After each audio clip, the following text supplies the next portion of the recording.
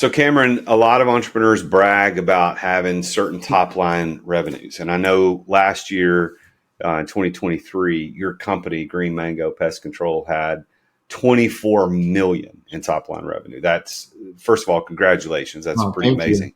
But I think the dirty secret is that we can brag on these top lines, but it's how much money did we keep that really matters. So I know you have a strong opinion about this top line versus bottom line. What do you think about that? Yeah, my biggest thing is there's a lot of entrepreneurs out there. And as an entrepreneur, you're wanting to, your whole thing, at least for me when I started the company, was that a lot of it came from wanting to feel validated and feel like I'm okay. So as a business owner, you're out there and there's a lot of people that don't want you to succeed, and that's a problem.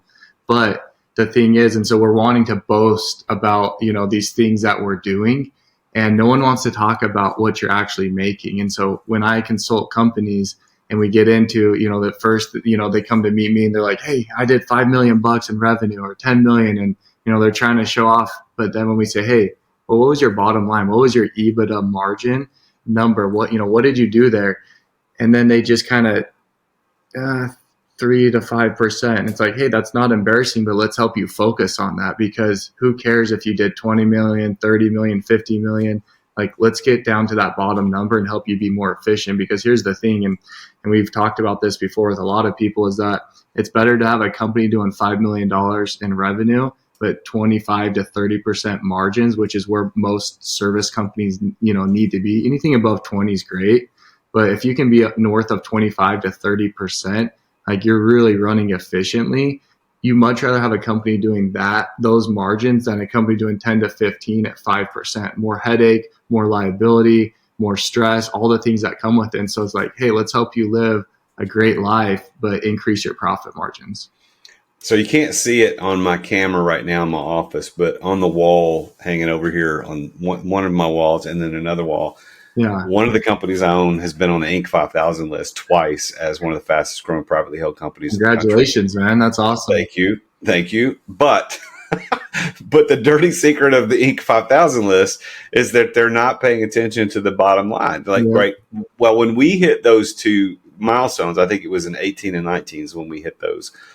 Those are great years. And those were, frankly, two of my best years financially, personally. Yeah. But there's a lot of people on that list that had a top line of, I don't know, it could be 20 million, 100 million. It didn't matter. We were still in the 7-figure range. You've eclipsed us by a few multiples. So congratulations. But when we hit that, we had, I think our EBITDA was probably close to 30%. So we were right there in the range where you are. So we were doing pretty good. Yeah. But man, there were people on that list doing $100 million a year that probably lost money. Yeah. And yet we praise them for that. Why do you think the entrepreneurial and business culture praises top line and almost nobody talks about bottom line?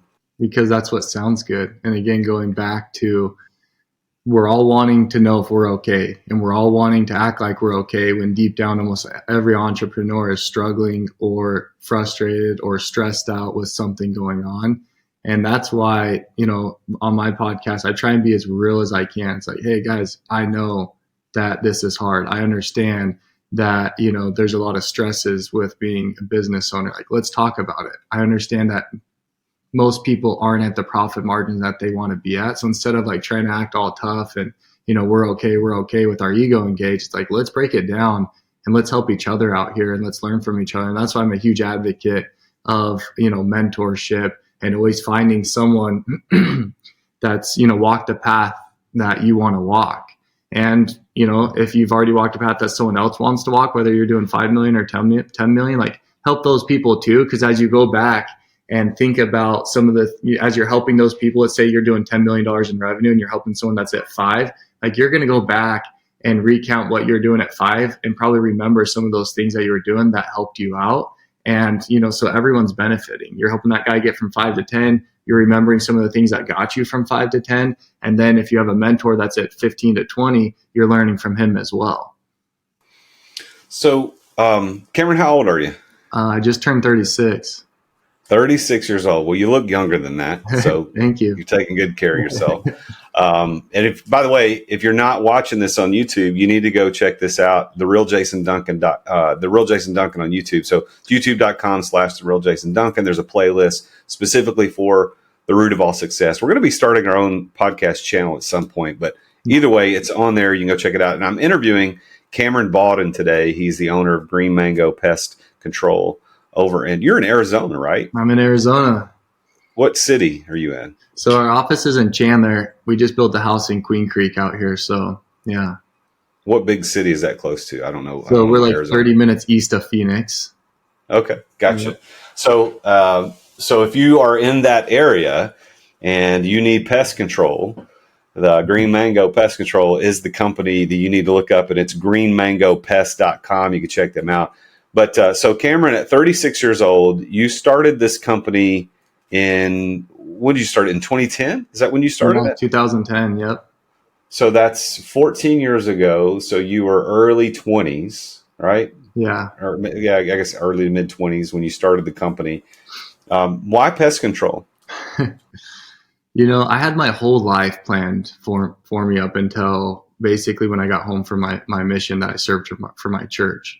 So when I went to, when I say like my whole life plan, like, hey, you're going to get your Eagle Scout. You're going to, obviously go on a mission for your church. That was a huge milestone for me, right? And my family. I wanted to do real estate actually. So in high school, I went and got all my aviation licenses, single engine, multi-engine, instrument, and helicopter, because my dad did real estate. And what was so cool is I saw that my dad was making money flying helicopters with investors, showing them raw land. And so my whole goal was, okay, get my real estate license before I leave on my mission, which you leave on your mission at 19, have all the aviation licenses. Well, I left in 2007. When I got home in 2009, it's a 2-year mission. The real estate market was absolutely horrible if you had no money, which I didn't. And my dad basically retired. And when I got home, he was just like, hey, you got to figure it out. And not in like a rude way, but just like, hey, this this is over. I don't really have much for you. And that was like the loneliest time of my life, because again, like everything was planned up until I was 21 years old. And now it's like, hey, you were going to do this career, go figure it out. I got recruited to go sell pest control for another company, Moxie. And long story short, decided not to go out that summer. And, I started a mobile detailing company and quickly realized I didn't want to wash cars in Arizona summer for my whole life, making $20 a car. And my buddy got home from selling. He went out and sold, and he's like, hey, let's start this pest control company. And by that time, when I was recruiting for Moxie before that summer, I realized that like there's actually money in pest control. Like the owner was giving us his credit card and just saying, hey, I don't care how much you guys spend, just make sure that there's guys knocking doors April 1st. So like we were putting money up, in the helicopter and the airplane, flying all over, between here, California, Utah, holding 3-on-3 tournaments, going out to these nice dinners, just, so I was like, dang, this is crazy. Anyways, my buddy talked me into starting this company. And if you would have told me I could have sold or been worth what I am today, I would have laughed at you, because when I just started, it was like, hey, I'm going to make hopefully $200,000 a year and be able to provide for my family. Well, it's been 4 years ago, I turned down an offer for $60 million because I just felt like there was more in the tank.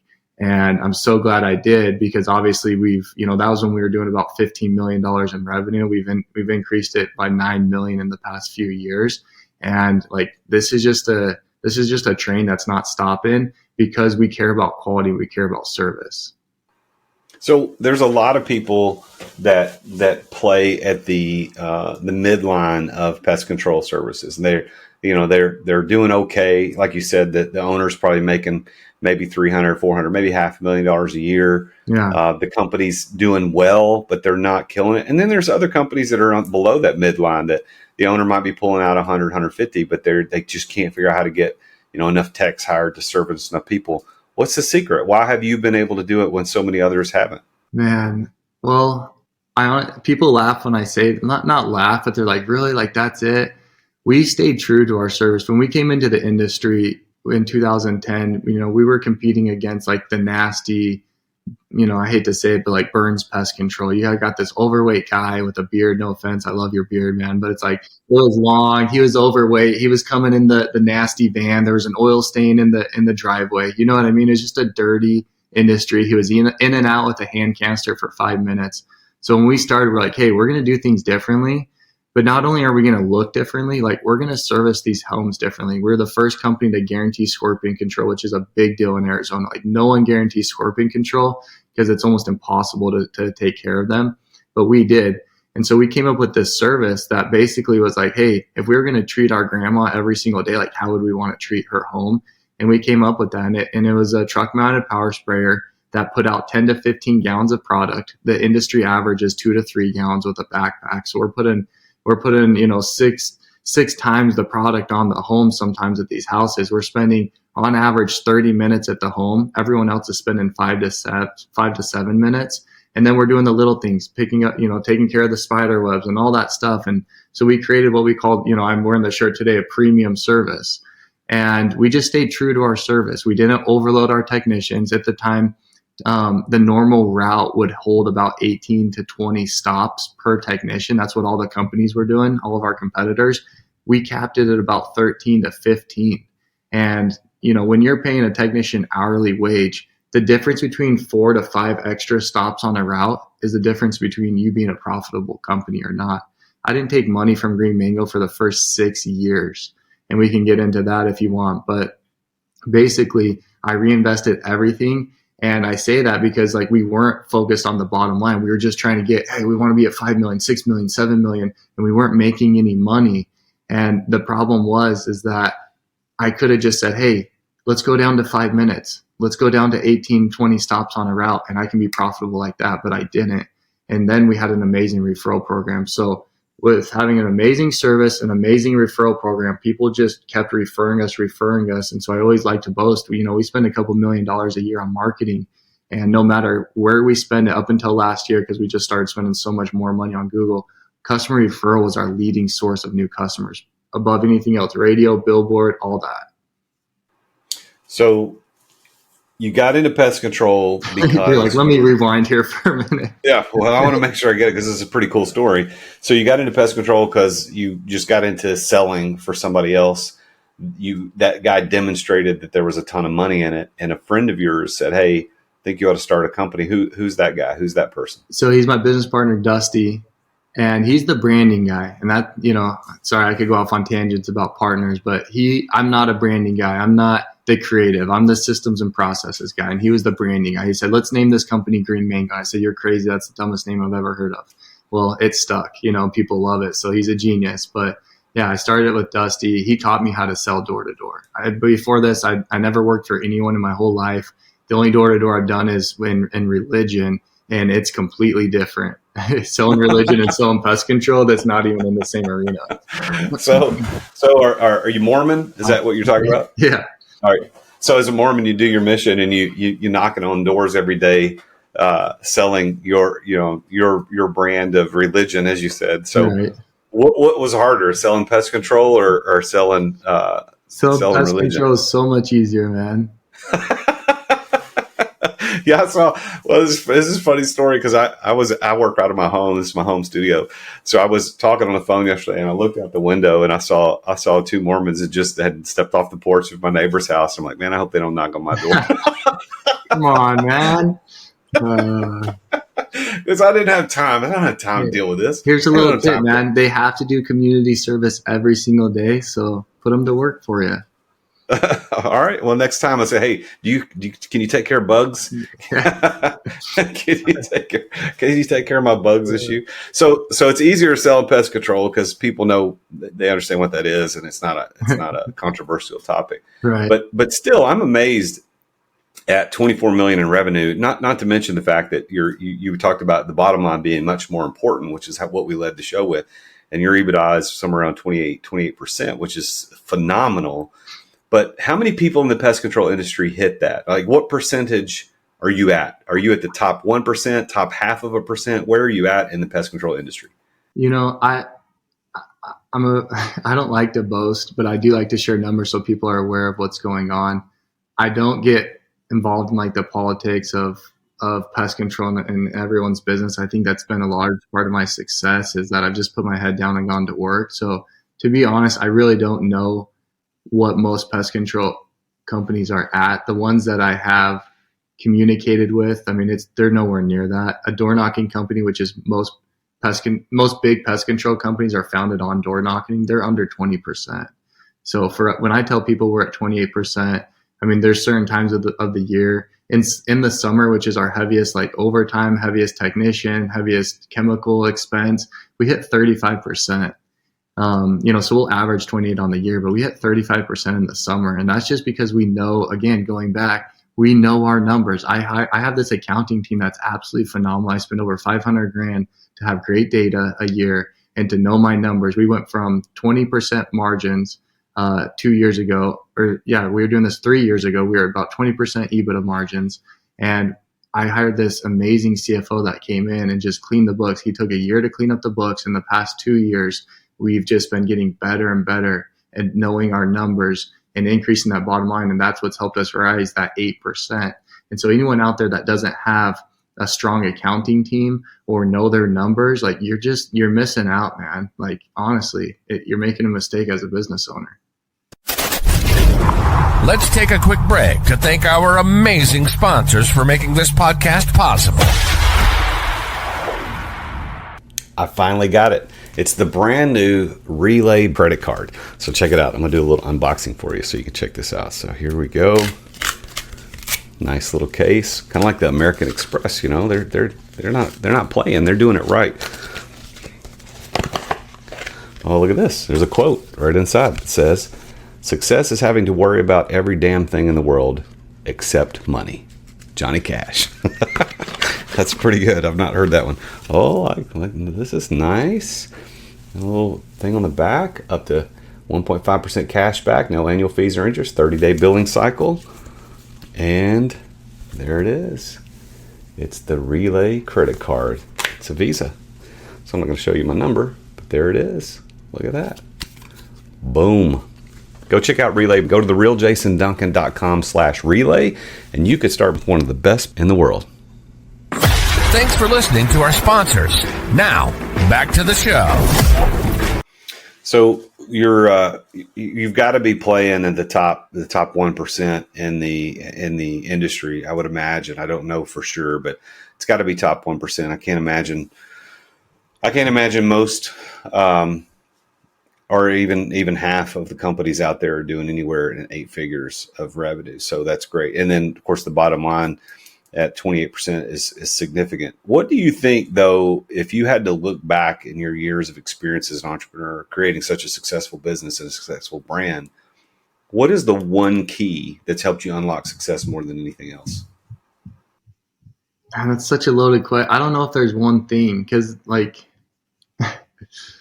I'll shift to culture here, because from 2010 to 2016, I didn't understand the importance of culture, and our turnover rate was just absolutely horrible. And that's when we weren't making any money. And I was always in recruiting mode, and I'll tell this story really fast. I went to a Diamondbacks game here in AZ, and because I was always in recruiting mode, I was in the line of Dutch Brothers. And, you know, as a business owner, you're always recruiting and you're always looking for, you kind of know how to spot people, like talented people. You know, people just have that image about them, like the way in which they carry themselves. And there's this lady, you know, taking my order, and she impressed me. And I, you know, went to recruit her and basically pitched her on how much money she would make, because at this time I couldn't brag about culture. I had to brag about how much more money I was paying everybody, because that's all I had, right? That was my selling point. Well, she turned me down, long story short, and she said this. She said, "I'm going to stay at Dutch Brothers. I make minimum wage, but I'm going to stay here because the culture is absolutely phenomenal." I was just like, I honestly couldn't understand it. Like why do you care more about culture than money? And, you know, I went home that night and it really hit me, because I said, look, the greediness of it was like, you're telling me I can pay minimum wage or like less than everyone else, and all I have to do is have an amazing culture and I'll save money, you know? So I went back, I put in basketball hoops in the warehouse, I put in massage chairs, I put in soda machines. I just started focusing the next few years on culture. And it's been one of the single greatest things that I've ever done, is focus on culture and put more emphasis on that. And now I have the best, because now I'm paying more and I have a better culture. And so I can recruit in both categories. And, it's been everything for me. And I'd say, and I talked about this on my podcast yesterday, is that I'm not the type of person that can sit down and like listen to you vent for an hour. That's just not it. But you need that person in your culture, because people need to feel like they're a part of a family. And so within the past 2 years, we had a good culture, but we were still having like decent turnover rate. Well, I hired this, my partner, Evan, who is that guy. I call him the teddy bear. If you want to vent for 2 hours for him, he will sit there and engage with you and make you feel like you're his best friend. And he's sincere. It's not an act. And I've watched the buy-in, so as I'm knowing my numbers, and I've invited Evan to come in and help me with, bridge that gap between like, hey, now we have a good culture with events, activities, swag, all that stuff. But now he's like listening to people and getting their buy-in. That's when we jumped another 8%, which when you're doing $24 million in revenue, 8% is a lot of money. It's worth it. And I just encourage people, like, as a business owner, you have to wear all these hats, but you need to know what you're great at and what you're not so great at, and hire for those people. Now you talked about, when you talk about culture, you talked about you bought basketball hoops and massage chairs and soda machines. But I mean, let's be real. You now know that's not culture. That helps develop it's some of the structure around which culture can be built. But I don't want anybody who's listening to this think that, I just got to put in massage chairs and basketball hoops and I'm going to start making $24 million a year. Like, give us a little bit more insight now that you've built such a phenomenal culture of what it really means to have good culture and how you do it.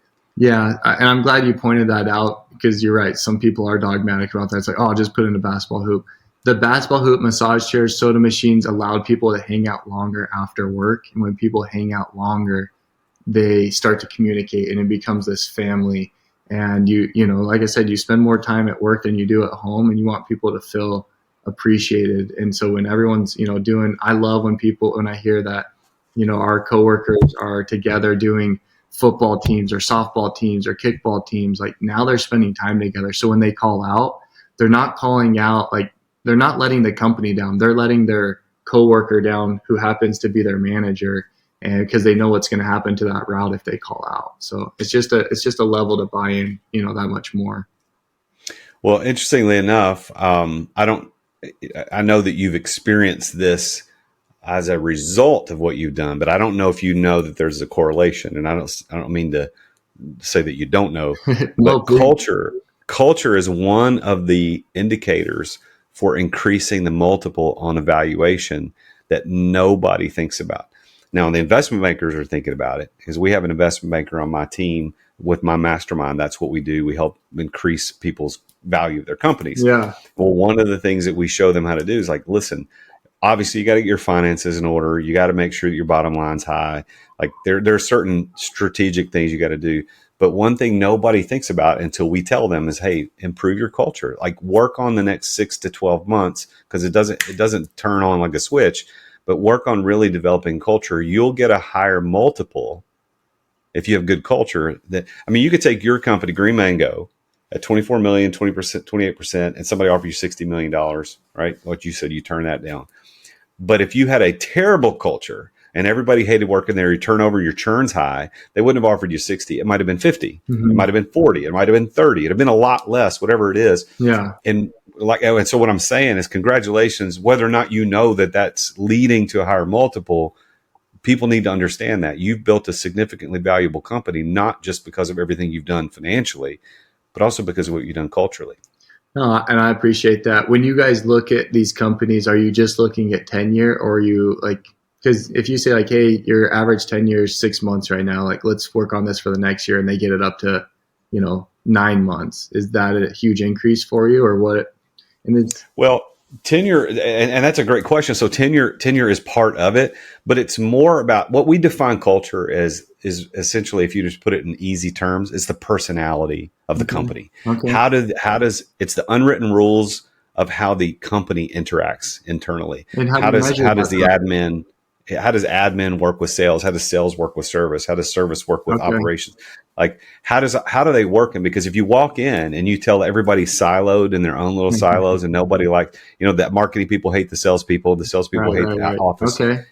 That's what culture is, the personality of the company. But tenure is a part of that. But tenure is an outcome of a good personality, a good culture. That's great feedback, man. I appreciate that. Well, that hopefully you keep doing what you're doing. This is going to be, a couple $100 million company. I mean, because if you're looking at right now, if you take your company at 24 million and growing, and you've already turned down 60 million, well, go buy a few more of these companies, do a roll up of a little bit. Now you can do a 10 to 12x on the service of where you're at now, and you're looking at, you could be pushing 80, $100 million valuation. So you're on the right track, man. I appreciate that. That's awesome. Well, congratulations. I love what you're doing. Now, how would you define, Cameron, the word success? And and that's the question I'm asking, and you can start thinking about it, but I want to say a few things before I let you answer. Yeah. You and I got introduced, I think, through your booking agent, or somebody reached out to me and said, hey, he wants to be on your show. Yeah. And then you graciously offered me to come on your show, but I think you only record in person in Phoenix, and I wasn't making a trip to Phoenix anytime soon. But I would love to do it, because I think you do it like you take helicopter rides and stuff, and I want to be out there. I want to come do that. But here's my perspective. So here's my perspective. I didn't know what you did financially, but I liked what I saw. It's like, okay, I see this. Yeah. But what I saw was a guy, posting pictures of himself with his nice cars and your helicopter, stuff like that, which is typical what you see. But now that I've met you, you're not that guy. Oh, thanks, man. You're not that guy at all. Like, I see somebody that has lots of humility, that leads from a position of strength, but below the surface, which is impressive to me. I like that. I'm not Mormon. I follow Jesus, but I'm not Mormon. So I think we probably have friends. Yeah, I think we have a lot of worldview similarities. Yeah. So I'm impressed by what you're building. So by asking you what your definition of success is, I think it's going to probably, if I had to predict, it's going to be different than what people might think if they just looked at your Instagram, which is not bad. I'm not saying it's bad. I think it's going to be different. So what is success to Cameron? Success is having a well-balanced life. So everyone has a different balance wheel. You're right. There's 7 to 8 categories: religion, family, finance, hobbies, relationship with your spouse, relationship with your kids. And for me, success is not necessarily being a 10 in each category, but having an even score. So you could be 3 or 4s in each category, but as long as you're balanced, you're just going to have a happier life. And I know that because, like I said, like we've been talking about, I started Green Mango in 2010. I was a young guy, 22 years old. I never worked for anyone else in my whole life. And, I started this company, and 6 years in, I started 5 other service companies, because I thought, I mastered Green Mango, might as well do these other ones. And that showed up to be the biggest mistake. But during that time, I was getting home late. I was not focusing on religion. I wasn't focusing on hobbies. I was 30 pounds overweight, which is a big deal for me. And, I was miserable, man. And that's why I talk about entrepreneurs. But I was doing $10 to $15 million in revenue, and I could have gone out there on Instagram and, I don't know very many people that are doing 15 million in revenue and acted like I was this king, but it's like, no, dude, like I'm inside, like I'm miserable. And I hired this coach that taught me about the balance wheel, and he changed my life because he helped me see that, like, you have to make time for these things in order to be happy. So that's a long-winded answer for you, but success is having a balanced life. By that definition, do you consider yourself to be successful?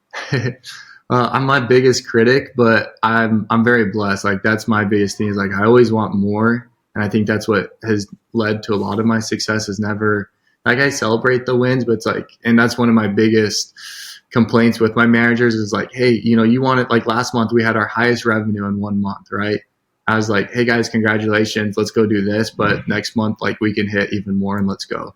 And so I don't celebrate the wins. And so I don't consider myself a successful person, but I consider myself like a blessed person. And I'm always working to be more successful and more balanced, That's fair. That makes sense. Fair. But I always want more, but not in more of like, I'm not grateful for what I have. So it's kind of confusing for some people, but I don't know. I hope that makes sense. Yeah, I have a similar philosophy. I think I refer to it as results through integrity. Okay. The way I look at it is that, there's people that only look for results, and they're just hard drivers, and they don't care about the wins, and they just results. I want the next one. And then there's other people that only care about the process, which is what integrity is. It's like doing the right way. Yeah. And I think it's both. I think you got to focus on results, but through integrity. So I want you to get the results, but if you're not doing it with integrity, in other words, you're not following the process, you're not doing the things I've told you, you're not showing up on time, you're not in uniform, you're not tucked in, your truck's not clean. Yeah. Like, that's the integrity part. But if you show up on time, your truck's clean and you're tucked in and you're doing things right, but you don't get the results, well, that ain't good either. Like, we got to have both. So I think you and I have a very similar philosophy about that success. So if I asked you to put on your coaching hat for a minute and talk to the audience, what would you say is your best piece of advice for entrepreneurs? I think it would be that, like I said, if you're deep into your business, chances are you're stressed out and you feel like you can't breathe. Like, focus on that balance wheel. Like, look it up, Google just balance wheel, and see what the different categories are. And that's going to help you show up better for, your people. That success, that balance wheel, that wheel of success, or life balance, or life wheel, that's a pretty common tool in life coaching. Yeah. I have developed a similar thing called the Wheel of Success for business owners, and it's 10 categories. Nice. It's scored 10, 0 to 5, and it goes through the same things like you're talking about. And what's interesting, it's like with you said this changed your life. It was a perspective changer, and that's why I use it with my clients, because I want to show them how bumpy the wheel is when they get started, and then over time, the more we work together, the smoother it gets. And it doesn't always get out to number 5. But it gets a heck of a lot smoother, and the ride through life is a lot better when things are balanced. Okay, so a lot of people fight me on this fact that it's better to be a 2 in all categories than have 5s and 7s here and 2s there. What's your take on the balance wheel? Well, I think that the further to the outside, because I do 0 through 5 scores. Okay. So 5 is the outside and then 0 is in the middle. I think the closer to the outside, I think the quality of life is always better. Okay. But if you're all at 2s and you're balanced, I think you will feel less stress, but you will want more. And so, because your quality of life is not exactly where you want it to be. So I believe we should aim for the outer rim as much as possible, but I would prefer them to be 3s all the way around rather than have 5s in one category and 4s in the other. Yeah. Love it. All right, man. Well, listen, I want people to reach out to you. So I want people to go follow you on Instagram. It's C Bawden, Bawden, CBAWDEN. On Instagram, you can check them out. And then it's greenmangopest.com. They do have a phenomenal brand, and it's easy to see and remember. Black trucks and the green letters. I mean, it's very good. And if you're in the Phoenix area, I don't know what other areas you serve, but I'm sure there's going to be something he could give to give listeners a little discount on something if they listen to the Root of All Success. You have an offer or something you want to make to everybody who's listening in the Phoenix area? Yeah. So we'll always take care of that first initial flesh out for free. That's usually $299. We'll do it free. And we want you to experience, who we are and what we do, because once you see it, you'll be absolutely blown away. Like, it truly is a different type of service than you're used to. All right. And how would they get access to that? They just need to reach out to somebody specifically and give them a code word. We can post like a promo on there, like the Root of All Success, and then we can add it to our system. So if you want to do that, I'm more than happy to do that. I'd love to. So when you reach out to Green Mango Pest at greenmangopest.com, just put in the Root of All Success as a promo code, and you get that first service for free. Saves you $300. So this is a good dude right here. And I think, tell us a little bit about the podcast, because podcast listeners like to listen to other cool podcasts. Tell us a little bit about that. That'll be kind of the final thing we talk about today. Yeah. So, and as you can see, like, I've just kind of stayed in my shell, and my mentor, Tommy Mello, the owner of A1 Garage Doors, really pushed me about 1.5 years ago. He said, look, you need to double down on your personal brand, and you have something to talk about. Like, you have something to share. You need to help other entrepreneurs. It's one of your duties is to give back.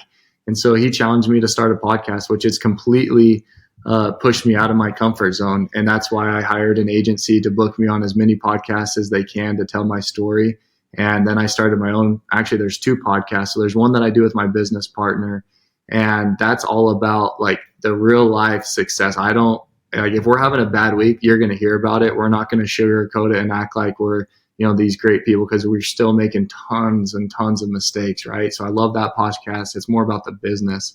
And then I wanted to do one that was a little bit more fun and different. So you mentioned I have a helicopter. Obviously, I thought, hey, this would be awesome and completely different to fly people around the valley and interview them about their story. So, I mean, I've interviewed people that have, ran $1 billion companies, to some that were, in jail for 13 years in prison, where, they were the ringleader, the shot caller, they call them. And it's just fun, drug addicts. And so that's, we release every other week on that platform. And, it's just a fun podcast, and you get to see the Valley of Arizona. All right. So what are the names of the shows so everybody knows what they are? So the Premium Mindset is the business one. And then Flying High with Cam is the helicopter one. Flying High? Yep, with Cam. Flying High with Cam. Well, I need to figure out how to get to make an excuse to get to Phoenix and get on that helicopter with you. I've only been on one helicopter my whole life, and a friend of mine, he has his own helicopter, and he lived down the street. And he called me up one Saturday morning, a couple of years ago. He said, "Hey, what are you doing?" I said, "I'm just sitting on the front porch, sipping coffee, enjoying my morning." He goes, "You want to ride in the helicopter?" So I rode my motorcycle down the street, got in the helicopter, and then as soon as we got up in the air, it's the coolest thing ever. If anybody's not done this. He starts circling, and he goes, "Hey, that's your house." I'd never seen my house from the sky, so I'm taking pictures of my house. And then the next day, we were talking to my neighbors, and they were like, "Hey, were you guys outside and the helicopters going around? What was that all about?" And I was like, "Well, actually, let me show you pictures of your house." That's cool, man. So you loved it? Yeah, it was cool. And you know what? I forget. I did another one. We went to Vegas, I think a year ago, and we did the Grand Canyon tour on the helicopter. That was not as cool because we were stuffed in a hot helicopter with 6 other people. Yeah. But still cool nonetheless. Nice, man. I love it. I'm actually, yeah. All right, I was going to go down a tangent, but I won't. Well, listen, everybody, check out Cameron Bawden and at greenmangopest.com. It's C Bawden on Instagram. Cameron, it's been such a pleasure to meet you, and I can't thank you enough for being on the show, and also want to congratulate you on the tremendous amount of success financially that you've achieved, and also how you've balanced that out with making sure that your family is still the most important thing. And so congrats, man. You're doing good stuff, and I wish you the best of success continued. Thank you. Appreciate that. All right, everybody, there you go. There's another very successful entrepreneur about his journey to success. And what's interesting about doing this show is when you get to talk to people, you have this preconceived idea based on what you've seen of them or heard of them. And then you meet them, you get to verify whether or not what you thought was true or not. Well, that's the same thing in every bit of life. And I think what we need to do is we need to take the opportunities to connect with people. And if nothing else, like if you don't have to do a podcast, but connect with somebody. The next time you're at a restaurant, connect with someone, talk to someone. If you're on a bus, if you're on a plane, if you're at a train station, connect with someone, talk to them, because you are one conversation away from a totally different life. This guy, Cameron, went and started working for a pest control company because of somebody said, "Hey, you should come do sales." That changed his life forever. Then he had a business coach that he hired that showed him this wheel of success thing, and that changed his life forever. You're one conversation, one contact, one person away from a totally different life. Don't miss out on that because you're not taking action. So go out there and take action.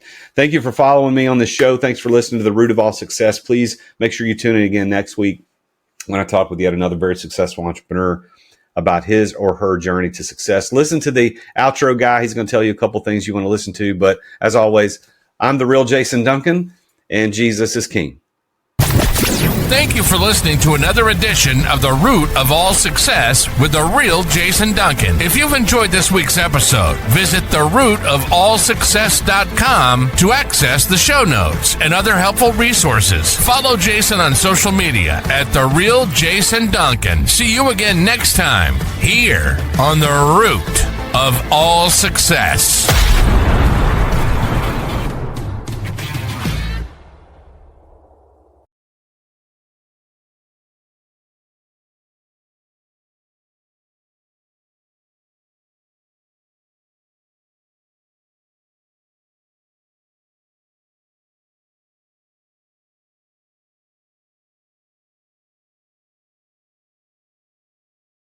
This podcast is a part of the C-Suite Radio Network. For more top business podcasts, visit c-suiteradio.com.